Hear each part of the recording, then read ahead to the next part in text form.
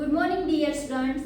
આજે આપણે જોવાનું છે ઉત્સેચક ઉદ્દીપનની લાક્ષણિકતા. આપણે આગળના લેક્ચરમાં જોયું હતું કે ઉત્સેચકની ક્રિયાવિધિ. તો હવે ઉત્સેચક ઉદ્દીપનની લાક્ષણિકતા છે શું છે, એના માટે કયા પરિબળો છે જવાબદાર છે, કયા પરિબળોની લાક્ષણિકતા છે વધારે ઓછી છે જોવા મળે છે. તો હવે આપણે એની અંદર શું જોવાનું છે, એનો સ્વભાવ જોવાનું છે, એનું કાર્યશ્રમ, બરાબર, કઈ રીતે છે નિપજ વધારે આપે છે, પછી તાપમાન, pH, નિરોધકો, વિષ, બરાબર. તો હવે સૌપ્રથમ છે આપણે જોવાનું છે ખૂબ જ વિશિષ્ટ કાર્યશ્રમ.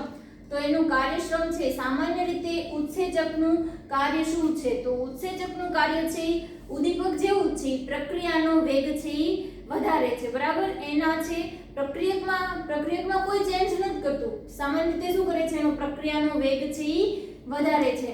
તો ઉત્સેચકનું કામ પણ ઉદ્દીપક જેવું છે, પ્રક્રિયાનો વેગ વધારે છે. તો શું થાય છે, પ્રતિ મિનિટમાં છે ઉત્સેચકનો ઉપયોગ કોઈ પણ પ્રક્રિયામાં ઉત્સેચકનો ઉપયોગ કરીને પ્રતિ મિનિટમાં 10 લાખ અણુઓ છે 10 લાખ અણુઓનું રૂપાંતર નિપજમાં કરી શકે છે. તો આપણે જોઈએ ખૂબ જ વિશિષ્ટ કાર્યશ્રમ. તો ઉત્સેચકનો એક અણુ પ્રક્રિયકના 10 લાખ અણુઓને પ્રતિ મિનિટમાં રૂપાંતરિત કરી શકે છે. હવેનો સ્વભાવ જોઈએ. તો હવે સ્વભાવ આપણે છે ઉચ્ચતમ વિશિષ્ટ સ્વભાવ. તો સામાન્ય રીતે છે આપણે જોઈએ તો સલ્ફર ટ્રાયોક્સાઇડ મેળવવો હોય તો સલ્ફર ટ્રાયોક્સાઇડ આપણે મેળવીએ તો સામાન્ય રીતે સલ્ફર ડાયોક્સાઇડ અને ઓક્સિજન સાથે પ્રક્રિયા કરવાથી તો આપણે ઝડપથી સલ્ફર ટ્રાયોક્સાઇડ મેળવવા માટે ઉદ્દીપકનો ઉપયોગ કરીએ છીએ. તો ત્યાં ઉદ્દીપક છે આપણે નાઇટ્રોજન ઓક્સાઇડનો આપણે ઉપયોગ કરીએ. તો નાઇટ્રોજન ઓક્સાઇડ છે પર્ટિક્યુલર છે એ સલ્ફર ટ્રાયોક્સાઇડ મેળવવા માટે છે, બરાબર, એનો પ્રક્રિયાનો વેગ વધારવા માટે છે. તો હવે મારે એમોનિયા મેળવવો છે તો એમોનિયામાં છે હું નાઇટ્રોજન ઓક્સાઇડ ઉપયોગ કરું ઉદ્દીપક તરીકે તો એ કોઈ આપણને કાર્ય આપશે નહીં, બરાબર, પ્રક્રિયાનો વેગ વધશે નહીં. તો પર્ટિક્યુલર નાઇટ્રોજન ઓક્સાઇડ છે કોની માટે છે, સલ્ફર ટ્રાયોક્સાઇડ મેળવવા માટે છે. જ્યારે એમોનિયા મેળવવું હોય તો FeO ઉદ્દીપક, બરાબર, તો પર્ટિક્યુલર ઉદ્દીપક છે પર્ટિક્યુલર પ્રક્રિયા માટે જ છે. એ જ રીતે ઉત્સેચક પણ અમુક ચોક્કસ પ્રક્રિયા માટે છે. એક પ્રક્રિયા માટે ઉત્સેચકનો ઉપયોગ થતો હોય તો એને ઉત્સેચક છે બીજી પ્રક્રિયા માટે ઉપયોગમાં ના લઈ શકાય. તો હવે આપણે જોઈએ ઉચ્ચતમ વિશિષ્ટ સ્વભાવ. દરેક ઉત્સેચક આપેલ પ્રક્રિયા માટે વિશિષ્ટ હોય છે, એટલે કે ચોક્કસ હોય છે. એક ઉત્સેચક એક પ્રક્રિયા કરતા વધુ પ્રક્રિયાને ઉદ્દીપિત કરી શકે નહીં. હવે ઉદાહરણ તરીકે યુરિયાના જળ વિભાજન માટે યુરેઝ ઉત્સેચક છે વાપરવામાં આવે છે. હવે મારે એમોનિયાનું છે, બરાબર, એમોનિયાનું જળ વિભાજન કરવું હોય તો એમોનિયાના જળ વિભાજન માટે હું યુરેઝ ઉદ્દીપકનો ઉપયોગ કરી શકું નહીં. હવે આપણે જોઈએ તો ઉચ્ચતમ અનુકૂળ તાપમાને ઉચ્ચતમ સક્રિયા. તો કયા તાપમાને છે એની સક્રિયતા છે વધારે હોય છે. તો જે તાપમાને આપણે જોઈએ તો અમુક ચોક્કસ તાપમાને પ્રક્રિયા છે મહત્તમ બને છે તો એને શું કહેવામાં આવશે, અનુકૂળ તાપમાન. તો અનુકૂળ તાપમાને છે પ્રક્રિયા કેવી છે, મહત્તમ, બરાબર. તો આ તાપમાનથી ઊંચા કે નીચા તાપમાને ઉત્સેચકની સક્રિયતા છે ઘટે છે. ઉત્સેચકની સક્રિયતા માટે 298 થી 310 કેલ્વિન તાપમાનના ગાળામાં હોય છે, બરાબર. આ છે તમારે ટેમ્પરેચર યાદ રાખવાનું છે. જ્યારે આપણે જોઈએ તો માનવ શરીરનું તાપમાન છે 310 કેલ્વિન તાપમાન છે. તો ઉત્સેચક માટે કેવી છે, એકદમ યોગ્ય છે, અનુકૂળ તાપમાન છે તો એની સક્રિયતા કેવી છે, વધારે. હવે આપણે જોઈએ તો pH. તો pH નું પણ અમુક ચોક્કસ તાપમાનની પ્રક્રિયા મહત્તમ થાય છે. એ જ રીતે અમુક ચોક્કસ pH મૂલ્ય શું થાય છે, એની પ્રક્રિયા છે મહત્તમ હોય છે. તો આ pH નું મૂલ્ય કેટલું હોવું જોઈએ, 5 થી 7 ની વચ્ચે હોવું જોઈએ. તો ઉત્તેજક અને સહ ઉત્સેચકની હાજરીમાં સક્રિયતા વધે છે. તો ઉત્તેજક અને સહ ઉત્સેચકની હાજરીમાં સક્રિયતા વધે છે. તો હવે જોઈએ તો કેટલાક પદાર્થોની હાજરીમાં ઉત્સેચકની સક્રિયતા વધે છે. તો આવા પદાર્થોને સહ ઉત્સેચકો કહેવામાં આવે છે. તો હવે આપણે કોઈ ઉત્સેચક વાપરીએ છીએ પણ એની આપણે જોઈએ તો સામાન્ય રીતે ઉદ્દીપકનો ઉપયોગ કરીએ છીએ, પણ ઉદ્દીપકની જોડે આપણે બીજો પણ ઉપયોગ કરીએ છીએ કે જે ઉદ્દીપકની સક્રિયતા પણ વધારે છે. એ જ રીતે અહીંયા શું છે, સહ ઉત્સેચક. પછી અહીંયા જોઈએ કે જ્યારે બિન પ્રોટીન એટલે કે વિટામિનનું અલ્પ પ્રમાણ ઉત્સેચક સાથે હાજર હોય તો ઉત્સેચકની સક્રિયતામાં નોંધપાત્ર વધારો થાય છે. હવે નિરોધકો અને વિષ આપણે આગળ જોઈ રહ્યા છીએ કે નિરોધકો અને વિષ છે કોને કહેવામાં આવે છે. તો સામાન્ય રીતે શું થાય કે પ્રક્રિયાનો વેગ છે ઘટાડી દે છે. પ્રક્રિયાનો વેગ શા માટે ઘટાડે છે? તો સામાન્ય રીતે છે આ પ્રક્રિયકો છે જ્યારે પ્રક્રિયાની શરૂઆત થશે તો શું થશે, આપણે નિરોધકો કે વિષનો આપણે ઉપયોગ કરશું બરાબર, અથવા એ વિષ હશે તો શું થશે કે એની સપાટી ઉપર શું થશે, જગ્યા રોકી લેશે. હવે સપાટી ઉપર જગ્યા રોકી લેશે એટલે શું થશે કે એની સપાટી છે સપાટી પર વધારે નહીં હોય તો પ્રક્રિયા ઝડપથી આગળ વધી શકશે નહીં, એટલે પ્રક્રિયાનો રેટ કેવો થઈ જશે, સ્લો થઈ જશે. હવે અહીંયા જોઈએ તો ઉત્સેચકના કેટલાક પદાર્થોની હાજરીમાં નિરોધન પામે છે અથવા વિષઝેરીકરણ પામે છે. એટલે શું થાય, પ્રક્રિયા શું થાય છે, આનો મતલબ શું, નિરોધન અથવા વિષ એની પ્રક્રિયાને શું કરી નાખે, સ્લો કરી નાખે. જેટલી થતી હોય, જેટલી સ્પીડમાં થતી હોય એનાથી કેવી કરી નાખે, ઓછી. તો આ ઉત્સેચકની સપાટી પર સક્રિય ક્રિયાશીલ સમૂહ સાથે પારસ્પરિક ક્રિયા કરે છે અને ઉત્સેચકની ઉદ્દીપકીય પ્રક્રિયાને ઘટાડી નાખે છે. એટલે કે આપણે વિષ છે તો એની સાથે પણ પ્રક્રિયા કરે છે તો શું થશે, એની સાથે પ્રક્રિયા કરી નાખે અને જે સ્પીડમાં પ્રક્રિયા થતી હોય એનો વેગ કેવો કરી નાખે, ઘટાડી નાખે. એનો ઉપયોગ ક્યાં થાય છે, ઔષધોનો ઉપયોગ શરીરમાં ઉત્સેચક નિરોધક તરીકેની ક્રિયા સાથે સંબંધ ધરાવે છે. હવે આપણે જોઈએ તો ઉત્તેજકો. તો ઉત્તેજકોમાં સામાન્ય રીતે છે આપણે લીધું છે sodium plus, Mn plus, manganese, cobalt, copper બરાબર. તો આ કેવા છે, ધાત્વિય આયનો છે. ઉત્સેચકના અણુઓ સાથે નિર્બળ રીતે બંધિત હોય છે જે તેમની ઉત્સેચકીય સક્રિયતાને વધારે છે. એમાઇલેઝ NaCl એટલે કે Na+ આયનની હાજરીમાં ઉદ્દીપકીય રીતે ખૂબ જ સક્રિય હોય છે. આ થયું ઉચ્ચતમ ઉત્સેચક ઉદ્દીપનની લાક્ષણિકતા. તો પહેલા અંદર ખૂબ જ વિશિષ્ટ કાર્યશ્રમ બરાબર, પ્રતિ મિનિટમાં 10 લાખ અણુઓને શું કરી નાખીએ, આપણે પ્રતિ મિનિટમાં રૂપાંતરિત કરી શકીએ. ત્યારબાદ આપણે જોવાનું વિશિષ્ટ સ્વભાવ. તેનો સ્વભાવ કયો છે કે એક ચોક્કસ પ્રક્રિયા માટે જ ઉત્સેચક છે, બીજી પ્રક્રિયા માટે કેવો છે, બીજો ઉત્સેચક. તો એના માટે યુરિયાના જળ વિભાજન માટે યુરેજ બરાબર. ત્યારબાદ આપણે જોઈએ તો તાપમાન. તો અનુકૂળ તાપમાન હોવું જોઈએ, એનાથી નીચા કે ઊંચા તાપમાને પ્રક્રિયા કેવી થઈ જશે, એની સક્રિયતા કેવી થશે, ઘટી જશે. તો આ ઉત્સેચકની સક્રિયતા માટે કેટલું ટેમ્પરેચર હોવું જોઈએ, 298 થી 310 કેલ્વિન તાપમાન હોવું જોઈએ.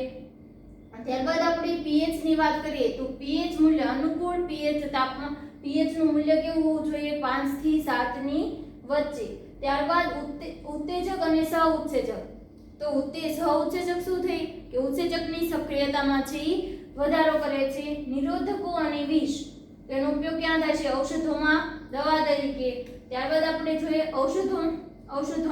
ઔષધોમાં ઉપયોગમાં લઈ શકાય છે. શું કરી નાખે, પ્રક્રિયાનો રેટ કેવો કરી નાખે, ઘટાડી નાખે. ઉત્તેજકો તો શું કરી નાખે, એમાઇલેઝ છે ઉદાહરણ તરીકે.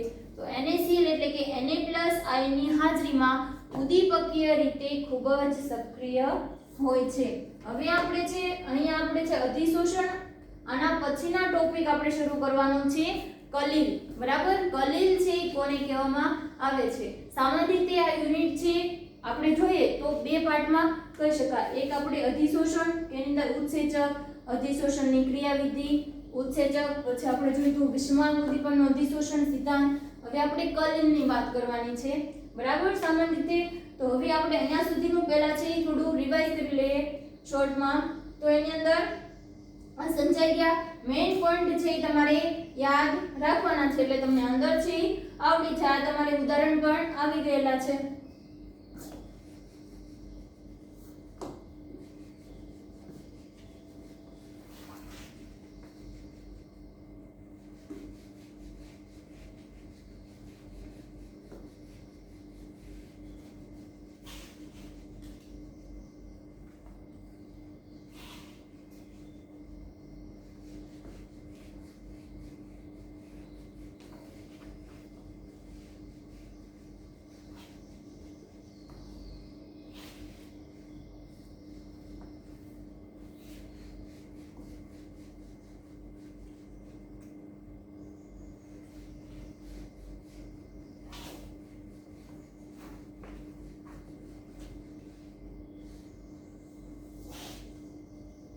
સૌપ્રથમ આપણે જોઈએ અતિશોષણ. તો અતિશોષણ છે સૌપ્રથમ આપણે જોઈએ તો અતિશોષણ છે એ કોને કહેવામાં આવે છે? તો ફક્ત ને ફક્ત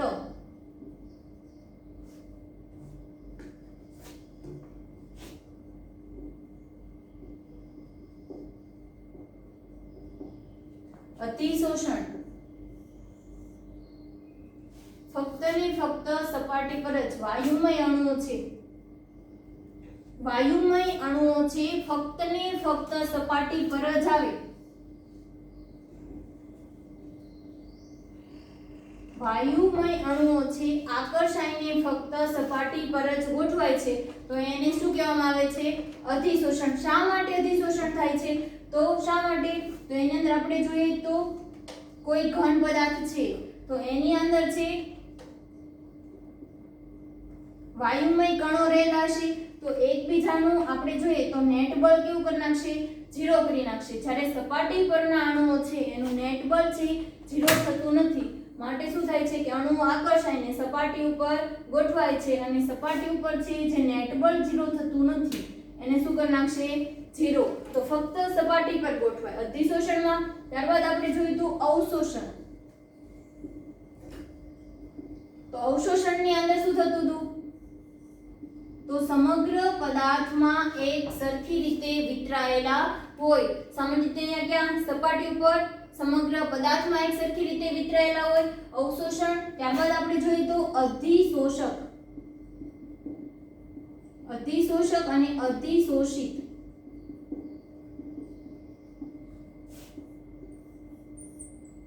તો આપણે જોઈએ તો અધિશોષણમાં શું થાય કે વાયુમય અણુઓ છે જે પદાર્થની સપાટી ઉપર ગોઠવાય તો એ પદાર્થને શું કહેવામાં આવશે?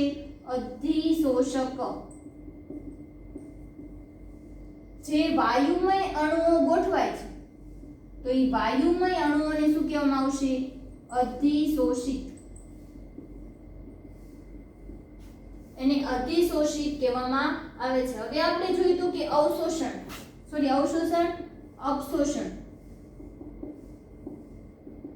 અપશોષણ એની અંદર શું થતું હતું કે અધિશોષણ થયેલું હોય બરાબર. તો એ વાયુમય અણુઓને શું કરી નાખવાનું?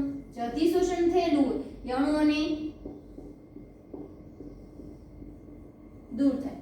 ટૂંકમાં અધિશોષણથી વિરોધી શું થાય? અપશોષણ. બરાબર. ત્યારબાદ આપણે જોઈએ તો એની ક્રિયાવિધિ.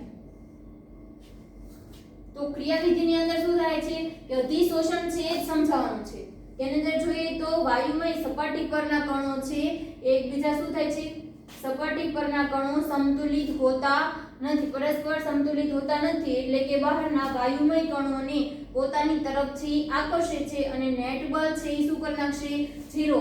જ્યારે પદાર્થની અંદર રહેલા કણો છે એ શું પારસ્પરિક એનું બળ કેવું થશે? ઝીરો હોય છે. ત્યારબાદ આપણે જોઈએ તો સપાટીનું ક્ષેત્રફળ જેટલું વધારે એટલું શું થાય છે? અધિશોષણ છે એ વધશે. હવે વાયુમય કણો છે બરાબર. થોડા આપણે સ્પીડથી જ આગળ વધશું કારણ કે આપણે રિવાઇઝ કરીએ છીએ. અધિશોષણની વાત કરીએ તો એની ક્રિયાવિધિમાં છે તો પહેલા પણ સમજાવી દેવાનું. અંદર નેટ બળ ઝીરો, સંતુલિત નથી માટે બહારના કણોને આકર્ષે છે. ત્યારબાદ આપણે જોઈએ તો વાયુમય કણો સપાટી ઉપર ગોઠવાય છે માટે સપાટી ઉપર ગોઠવાય છે એટલે એની એન્ટ્રોપી કેવી થશે? એન્ટ્રોપી ઋણ થશે. સામાન્ય રીતે શું થાય? વ્યવસ્થિત રીતે ગોઠવાય છે. અસ્તવ્યસ્ત અણુઓ છે વ્યવસ્થિત રીતે ગોઠવાય છે તો શું થાય? એન્ટ્રોપીમાં ઘટાડો. એન્ટ્રોપીનો મતલબ શું છે? અવ્યવસ્થાનું માપદંડ. ત્યારબાદ જોઈએ તો સપાટી ઉપર ગોઠવાય છે. જ્યારે બંધ તૂટે, જ્યારે બંધ છે એ તૂટે ત્યારે શું થાય? એનર્જી મુક્ત થાય. એનર્જી મુક્ત થાય એટલે કે એની એન્થાલ્પી કેવી થાય? ઋણ. એન્થાલ્પી ઋણ થઈ. હવે આપણે જોઈએ તો ગિબ્સ મુક્ત ઊર્જા સમીકરણ જોઈએ તો એનું શું થાય? Delta G delta H minus T delta S. તમને ખબર છે ગિબ્સ મુક્ત ઊર્જા સમીકરણ. ત્યારબાદ અહીંયા એન્થાલ્પી, તાપમાન અને એન્ટ્રોપી. આપણે જોઈએ તો એન્થાલ્પી કેવી છે? ઋણ. પછી ટી ડેલ્ટા એસ નું મૂલ્ય જોઈએ તો એન્ટ્રોપી કેવી છે? એન્ટ્રોપી ઋણ છે તો અહીંયા પણ ઋણ છે એટલે એનું મૂલ્ય કેવું થશે? ધન. તો સામાન્ય રીતે ગિબ્સ મુક્તા ઉર્જા કેવી મળશે આપણને? ડેલ્ટા G નું મૂલ્ય કેવું મળશે? ઋણ. જ્યારે ઋણ મળે ત્યારે છે અધિશોષણમાં પ્રક્રિયા છે શું થશે? આપમેળે. ત્યારબાદ આપણે વાત કરીએ તો ડેલ્ટા G માં ડેલ્ટા H શોર્ટમાં કહી દઈએ ડેલ્ટા G નું મૂલ્ય જ્યારે 0 મળે ત્યારે સંતુલન સ્થિતિમાં હશે. આ થઈ તમારી ક્રિયાવિધિ.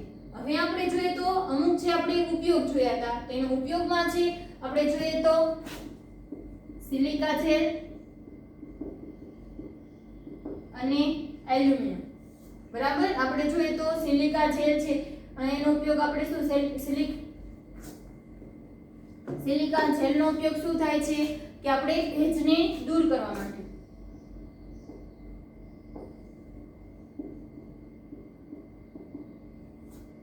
સપાટી પર અણુઓ છે ચિપકાવીને ભેજને દૂર કરે. તો અતિશોષણની ક્રિયામાં છે આપણે જોવાનું છે કે સિલિકા જેલ છે ભેજને દૂર કરવા માટે ઉપયોગ થાય છે. ત્યારબાદ આપણે વાત કરીએ તો મિથિલિન બ્લૂના દ્રાવણ મિથિલિન બ્લુ પ્લસ પ્રાણી કોલસો શું થાય છે? મિથિલિન બ્લૂનું દ્રાવણ પ્રાણીજ કોલસા ઉપર પસાર. પ્રાણીજ કોલસો છે એને આપણે અંદર એડ કરવામાં આવે અને બરાબર જો હલાવવામાં આવે તો મિથિલિન બ્લૂનું દ્રાવણ કેવું થશે? રંગીનમાંથી રંગવિહીન. એટલે કે મિથિલિન કાર્બનિક રંગક તરીકે છે ઉપયોગ થાય છે. મિથિલિન બ્લૂનું દ્રાવણ છે રંગીનમાંથી રંગવિહીન કરવા માટે પ્રાણીજ કોલસાનો ઉપયોગ કરવામાં આવે છે. ત્યારબાદ આપણે જોઈએ તો ઝીણા ભૂક્કા સ્વરૂપે હોય તેનું અતિશોષણ કેવું થશે? અતિશોષણ છે ઈ વધારે થશે. બરાબર. ત્યારબાદ આપણે જોઈએ તો શેરડી ખાંડની રંગવિહીન કરવા માટે ખાંડનું ઉત્પાદન શેમાંથી થાય? શેરડીમાંથી. બરાબર.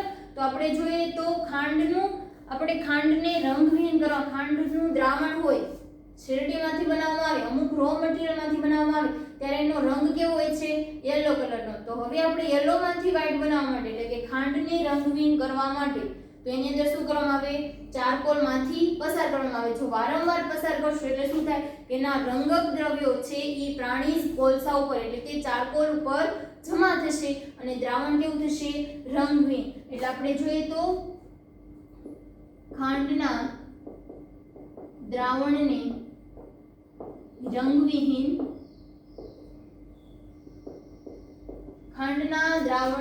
રંગવિહીન કરવા. ત્યારબાદ આપણે જોવાનું છે અતિશોષણ અવશોષણ વચ્ચેનો તફાવત. અતિશોષણ અને અવશોષણ વચ્ચેનો તફાવત જોઈએ.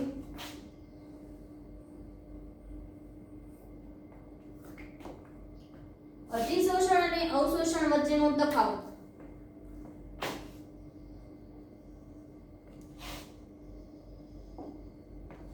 અતિશોષણ અવશોષણ.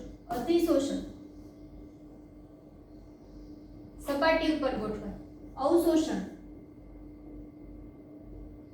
સમગ્ર પદાર્થમાં એક સરખી રીતે છે ઈ ગોઠવાયેલા હોય છે. ત્યારબાદ આપણે વાત કરીએ તો એનું ઉદાહરણ સિલિકા જેલ. સિલિકા જેલ શું કરે? ભેજને દૂર કરે. સપાટી પર ચીપકે. જ્યારે આપણે વાત કરીએ તો અહીંયા શું થશે? નિર્જળ CaCl2. નિર્જળ CaCl2 છે કેલ્શિયમ ક્લોરાઇડ નો ઉપયોગ શું થાય છે? એનહાઇડ્રસ કેલ્શિયમ ક્લોરાઇડ એનો ઉપયોગ પણ ભેજને દૂર કરવા માટે. પણ શું થશે કે અવશોષણ છે તો એની અંદર ભેજને દૂર કરવાનું એટલે પાણીના અણુ શું કરી નાખશે? શોષી લેશે. બરાબર. એની અંદર શોષાઈ જશે તો શું થશે? નિર્જળમાંથી શું થશે? CaCl2 6H2O. બરાબર. પાણીના અણુ શું થશે? એની અંદર આવી જશે. ત્યારબાદ આપણે વાત કરીએ સાંદ્રતા વધતા અધિશોષણ વધે. સેમ એ જ રીતે અવશોષણમાં પણ સાંદ્રતા વધે એમ અતિશોષણ પણ વધે છે, બરાબર। આ ત્રીજો પોઈન્ટ। ચોથો પોઈન્ટની વાત કરીએ ભૌતિક અતિશોષણ અને રાસાયણિક અતિશોષણ। ભૌતિક અતિશોષણ અને રાસાયણિક અતિશોષણની વાત કરીએ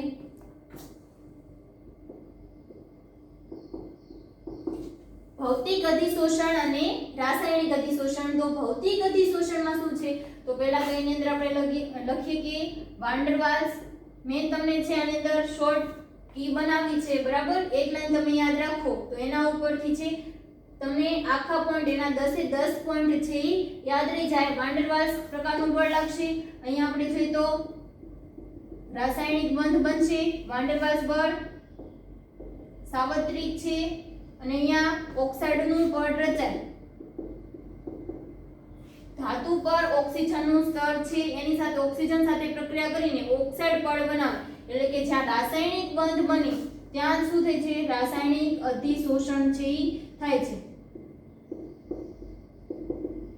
એ જ રીતે હાઇડ્રાઇડ, આ તો ઓક્સાઇડનું મેં ઉદાહરણ આપ્યું, એ જ રીતે કે જ્યાં રાસાયણિક બંધ બનશે ત્યાં જ તે આપણને રાસાયણિક અધિશોષણ છે જોવા મળશે। ત્યારબાદ આપણે એની અંદર વાત કરીએ તો ભૌતિક વાન ડર વાલ્સ બળ છે એ કેવું છે નિર્બળ, રાસાયણિક અધિશોષણ કેવું છે પ્રબળ।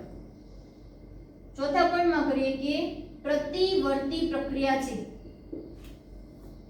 પ્રક્રિયકમાંથી આપણે નિપજમાં રૂપાંતરિત કરી શકીએ તો એ નિપજને પાછું તે છે આપણે પ્રક્રિયકમાં છે રૂપાંતરિત। હવે સામાન્ય રીતે જોઈએ તો વાન ડર વાલ્સ બળ છે તો અહીંયા વાયુમય કણો છે, તો વાયુમય કણો છે એ શું થશે સપાટી ઉપર ગોઠવાશે અને થોડું આપણે એને ટેમ્પરેચર આપશું તો વાયુમય કણો શું થઈ જશે દૂર થઈ જશે, એટલે પાછું પોતાની મૂળ અવસ્થામાં આવી જશે। જ્યારે અહીંયા વાત કરીએ તો અપ્રતિવર્તી છે, અપ્રતિવર્તી હોવાનું એક કારણ શું છે કે એની અંદર કયો બંધ છે રાસાયણિક બંધ। રાસાયણિક બંધ કેવો છે વાન ડર વાલ્સ કરતા છે આપણે જોઈએ તો પ્રબળ બંધ છે। સામાન્ય રીતે ઝડપથી છે પ્રક્રિયક છે નિપજ જો એનો બંધ બની ગયો હશે તો સામાન્ય રીતે તૂટશે નહીં ઓછા ટેમ્પરેચરથી, પણ અમુક પર્ટિક્યુલર અમુક એના વધારે ટેમ્પરેચર આપવાથી તો એ શું થશે બંધ તૂટી જશે, પણ જે પોતાની મૂળ અવસ્થામાં હશે એનાથી કેવો હશે થોડો અલગ હશે। ત્યારબાદ આપણે વાત કરીએ કે તાપમાન વધતા અધિશોષણ ઘટે। જ્યારે અહીંયા શું થશે તાપમાન વધતા અધિશોષણ છે વધશે, બરાબર।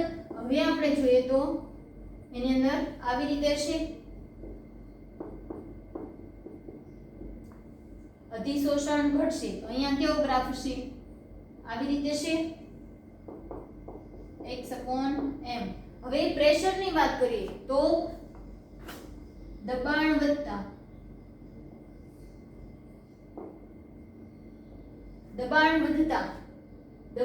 શું થશે આ ગ્રાફ કેવો થશે બરાબર, એનો ગ્રાફ એનો દબાણ વધતા અધિશોષણ છે વધશે। જ્યારે અહીંયા શું થશે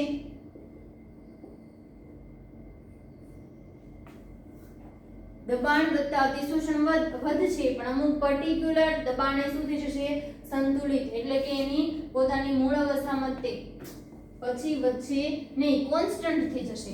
ત્યારબાદ આપણે વાત કરીએ એની અંદર કે અધિશોષણ એન્થાલ્પી કેવી હોય છે નીચે 20 થી 40 કિલો જૂલ, જ્યારે અહીંયા 80 થી જોઈએ તો 80 થી 240 કિલો જૂલ પ્રતિ મોલ છે, બરાબર। તમારે થોડી જોઈ લેવી મેં તમને લખાવી છે અધિશોષણ એન્થાલ્પી। ત્યારબાદ આપણે જોઈએ તો પ્રક્રિયાની શરૂઆત કરવા માટે ભૌતિક અધિશોષણમાં છે એનર્જીની જરૂર પડતી નથી, જ્યારે રાસાયણિક અધિશોષણમાં ઘણીવાર જરૂર પડે છે। તાપમાન વધતા અધિશોષણ ઘટે છે પણ ક્રાંતિક તાપમાન છે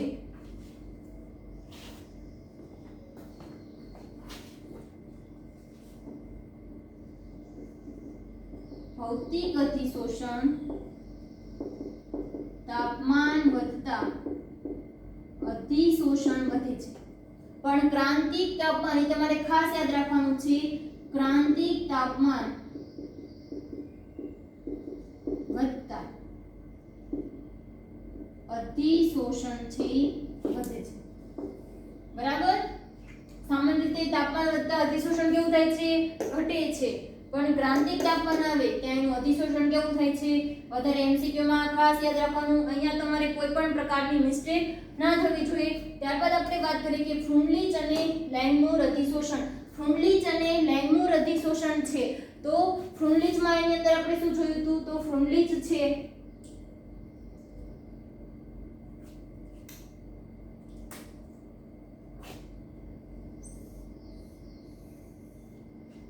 ફ્રુન્ડલીચનું આપણે જોઈએ તો x upon m. અહીંયા ચોક્કસ અચળ તાપમાન લઈ લો તો એની ડેફિનેશન પહેલા શું થશે કે અચળ તાપમાને અધિશોષક વડે અધિશોષિત વાયુના જથ્થાનું વિચરણ દબાણના ફેરફાર સાથે એક વક્ર દ્વારા દર્શાવવામાં આવ્યું છે. તેને ફ્રુન્ડલીચ અધિશોષણ ક્ષમતા વક્ર કહેવામાં આવે છે. તમારે વ્યાખ્યા કોઈ પણ ગોખવાની જરૂર નથી. તમને ગ્રાફ આવડતો હોય તો એના ગ્રાફ ઉપરથી તે તમે લખી શકો. અચળ તાપમાને અધિશોષક વડે અધિશોષિત વાયુના જથ્થાનું વિચરણ દબાણના ફેરફાર સાથે એક વક્ર દ્વારા દર્શાવવામાં આવ્યું છે. તેને ફ્રુન્ડલીચ અધિશોષણ ક્ષમતા વક્ર કહેવામાં આવે છે. એનું સૂત્ર આપણે જોઈએ તો x upon m ચલે છે p 1 upon n. ચલની નિશાની દૂર કરતા અહીંયા શું થશે? અચળાંક આપણે k મૂકતા. હવે આપણે 1 upon n નું મૂલ્ય છે 0 થી 1 ની વચ્ચે હોય છે. તો આપણે હાઈ પ્રેશર અને લો પ્રેશર એ છે આપણે જોવાનું છે. એકવાર 0 મૂકી દેવાનું ને એકવાર છે 1 મૂકી દેવાનું. એકવાર દબાણથી સ્વતંત્ર આવશે અને એકવાર છે દબાણના સમચલનમાં આવશે. હવે આ છે એને લોગ લઈ લેવાનું. તો લોગ લઈએ તો આપણે શું થશે? log x upon m log k plus 1 upon n log p.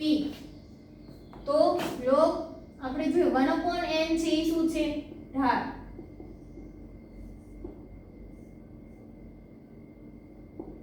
ઢાળ 1 upon n. તો એ થીટા છે એ શું છે? tan theta. તો આ શું યાદ રાખવાનું છે? MCQ. બરાબર. MCQ માટે તમારે યાદ રાખવાનું છે. તમને tan થીટા આપી log k ની કિંમત આપી દીધી હોય. log આંતરછેદ તમારો છે log k. આ છે log p અને log x upon m. log અધિશોષણનું પ્રમાણ છે તમારે મેળવવાનું હોય. આંતરછેદ તમને આપી દીધેલો હોય, પ્રેશર આપી દીધું હોય અને આપણને 1 upon n થીટા તમને આપી દીધો હોય તો તમે મેળવી શકો. ત્યારબાદ આપણે જોઈએ તો ફ્રુન્ડલીચ અધિશોષણ ક્ષમતા વક્ર